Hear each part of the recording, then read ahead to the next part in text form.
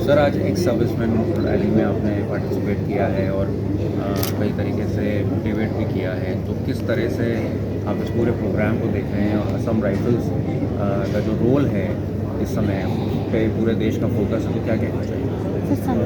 तो सबसे पहले तो हमने पार्टिसिपेट नहीं किया, हमने आयोजित किए हैं।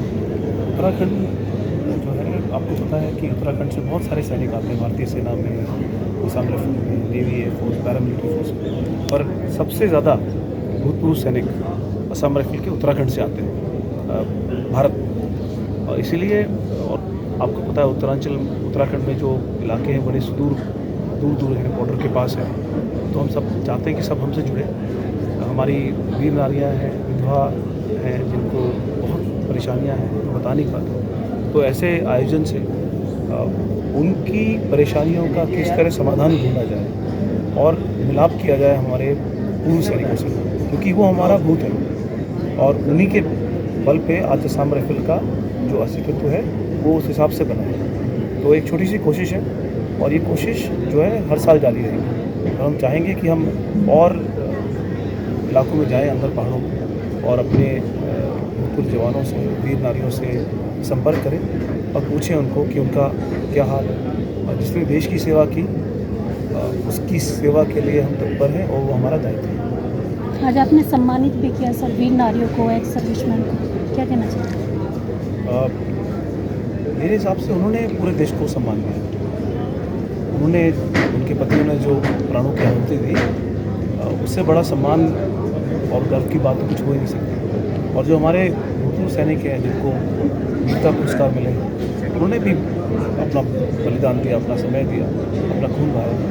तो हमारा तो फर्ज बनता है कि हम उनको एक छोटी सी एक भेंट है ये बताने के लिए कि हम आपके ऋणी हैं। अभी आपने हाल ही में जो टेररिस्ट आउटफिट्स हैं उनको भी बस्ट किया है, और मणिपुर में जो इस समय सिचुएशन है, या फिर बांग्लादेश में और म्यांमार से जो इंसर्जेंसी की जो प्रॉब्लम्स आ रही हैं उसको किस तरह से फेस कर रहे हैं? सबसे पहले तो मैं आपको ये बताना चाहूँगा कि असम राइफल जो है ऑपरेशनल जो आर्मी निर्देश देती है वही असम राइफल की पलटनें करती है। और जिस तरह आर्मी जो है वो सुदूर पूर्व में, चाइना बॉर्डर में और म्यांमार बॉर्डर में असम राइफल की पलटन है, तो हमारा दायित्व है भारत की जो हमारी इंटरनेशनल बॉर्डर है की सुरक्षा, खासकर इंडो म्यांमार में प्रति विद्रोहिता है जो हमारे आतंकवादी संगठन है। और असम राइफल तो हमेशा ही ऑपरेशन में होती है, बाकी फोर्स तो शायद निकल जाती है ऑपरेशन।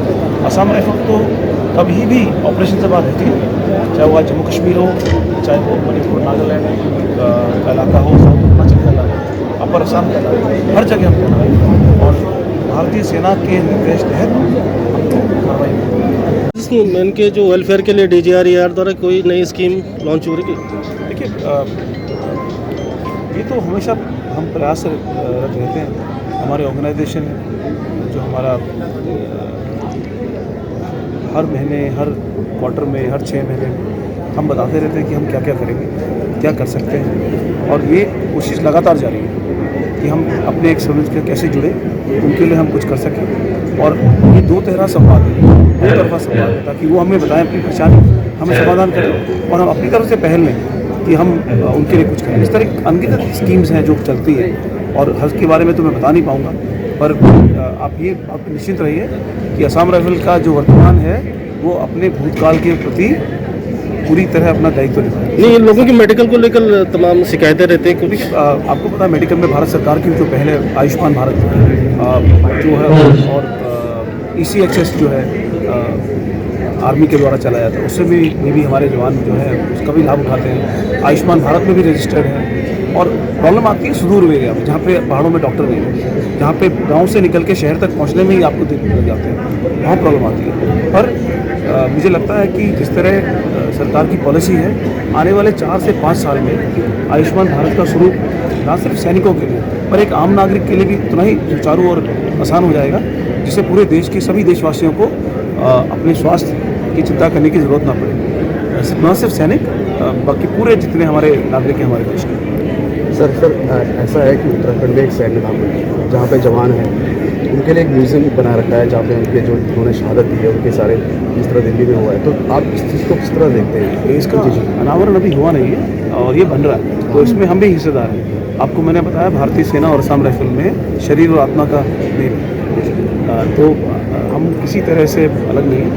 हर ऑपरेशन में असम राइफल सेना के साथ कंधा से कंधा मिला के लड़ी है, चाहे 1962 का युद्ध हो, 71 का युद्ध हो, पूर्वोत्तर में प्रतिद्वंद्विता हो या जम्मू कश्मीर में ऑपरेशन हो। आज भी हमारी पलटनें जम्मू कश्मीर में भी हैं। और आपको एक बात बताना चाहूँगा, 7 असम राइफल जो पलटन है, सबसे बड़ा ऑपरेशन जो जम्मू कश्मीर में हुआ है आज तक 7 असम राइफल ने किया है 1992 में। तो जो है असम राइफल जो है एक हमारे देश का मान है और एक ऐसा ऑर्गेनाइजेशन है जो बहुत विविध है और बहुत अलग है, और इस पे हम सबको गर्व होना चाहिए। Thank you sir. Thank you sir. जय हिंद। बहुत बहुत धन्यवाद। देश के जो दुश्मन जो नॉर्थ ईस्ट में माहौल बिगाड़ना चाह रहे हैं या पीस बिगाड़ना चाह रहे हैं, उनको क्या मैसेज देंगे? आपको पता है कि तो आपको लगता है कि हमारा बदलाव सर एक लास्ट सवाल लेंगे आपसे। एक म्यांमार से फ्री मूवमेंट रिज्यूम भी आप एडमिनिस्टर कर रहे हैं, किस तरह का प्रोसेस है, क्या क्या चैलेंजेस आते हैं सामने? ये मंत्रालय का जैसे आप देखिए, भारत एक ऐसा राष्ट्र है, म्यांमार की स्थिति है, हमारे जो जाति है, एक कई ट्राइब है, जनजाति है, वो दोनों तरफ है, उनकी रिश्तेदारियाँ हैं, पीछे जमीनें भी हैं, वो इस तरफ आना चाहते हैं हमारी, और हम उस तरफ जाना चाहते हैं। तो इसको निर्धारित करने के लिए, रेगुलेट करने के लिए भारत सरकार की पहल, और ऐसी पहल वही राष्ट्र कर सकता है जिसका दिल बहुत बड़ा है और जिसके दिल में संवेदना हो राष्ट्र की सीमाओं से परे। तो ये उन नागरिकों के लिए है